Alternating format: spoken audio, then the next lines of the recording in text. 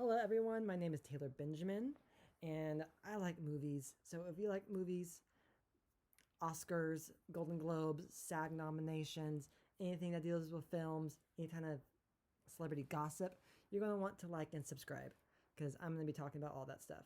Now, this is my first video ever, so honestly, I don't really know what I'm doing. But everyone's been telling me, Taylor, you need to make a channel. You like movies too much and you like all this stuff. I'm like, Anyway, I was nervous, but you know what? Whatever. I like it. I like movies, so why not share my knowledge to all of you guys and help you with your predictions for the awards coming up?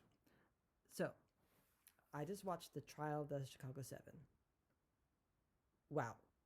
It was a powerful film, which is what I expected. Aaron Sorkin is the writer and director.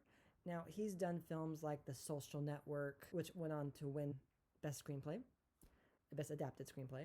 And then he wrote and directed Molly's Game, and that was his first directed film, which that was also nominated for screenplay.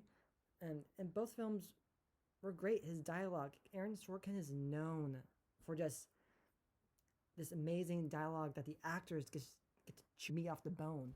It's every actor's dream. So I knew going in that this movie was going to have great dialogue, and it didn't disappoint. And they filmed it last year before all this protest stuff was going on.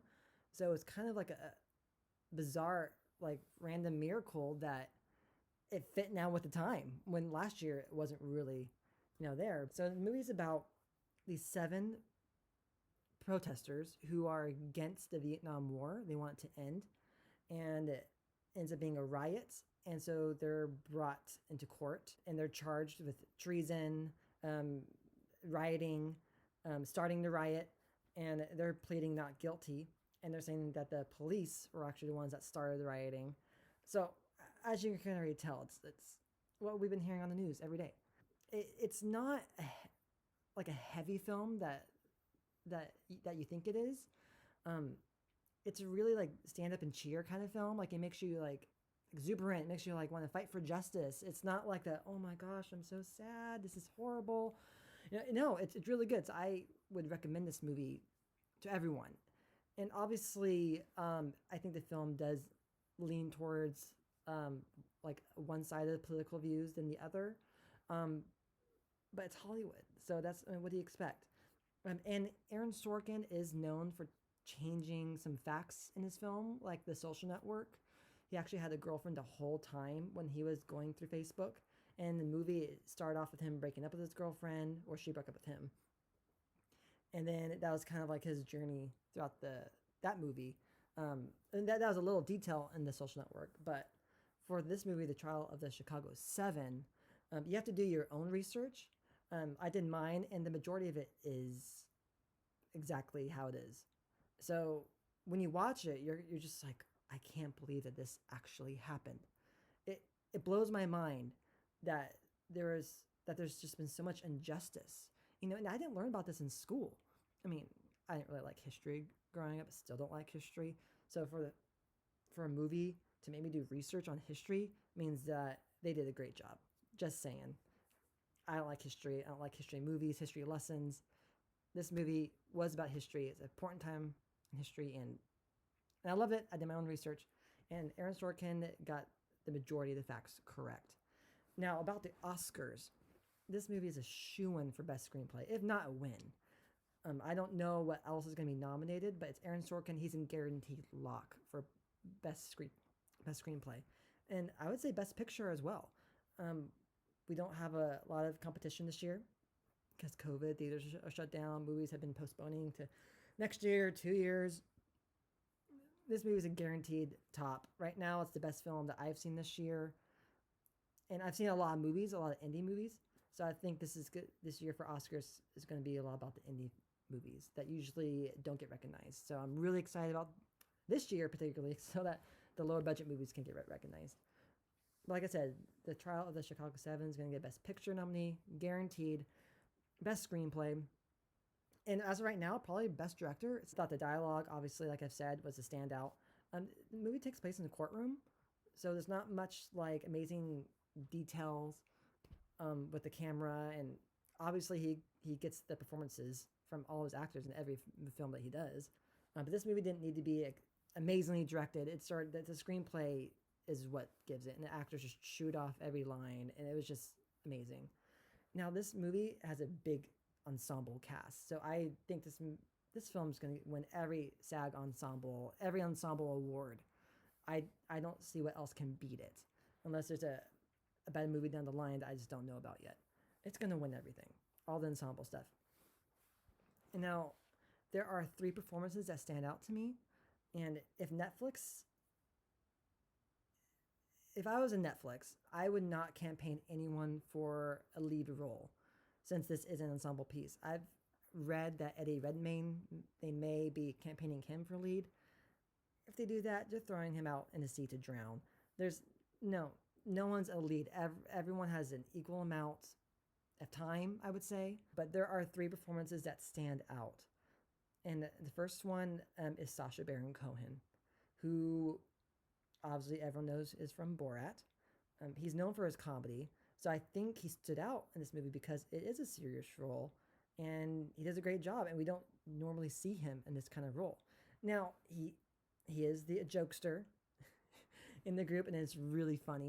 I mean, but it wasn't over the top like in Hugo. He was the train inspector. This was a good role for him. It was a good time to see him be a serious actor.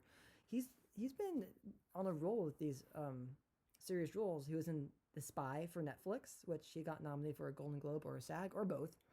So he's been on a trek, of getting more serious roles. And this one, he just does a great job. He was my favorite performance of the ensemble. I think he's a guaranteed lock for Best Supporting Actor. But it just depends on what the Academy decides. If Netflix campaigns everyone in supporting, which they should, so that the Academy can just choose. And I think he is on the top of everyone's list. I'd be very surprised and disappointed if he's not nominated for Best Supporting Actor.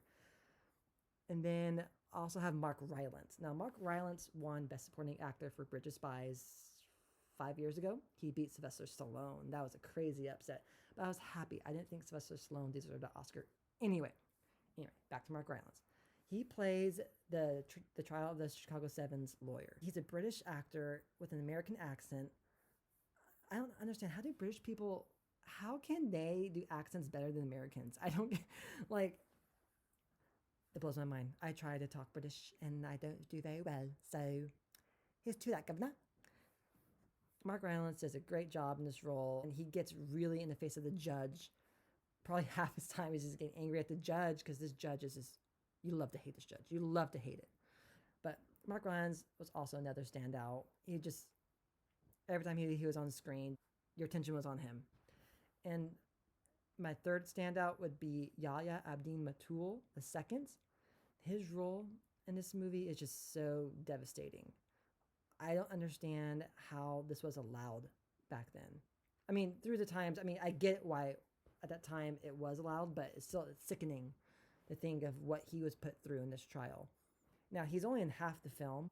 There's a crucial scene in the trial where something happens. I'm not going to spoil it for anyone, but it's just devastating, this injustice that he was put through.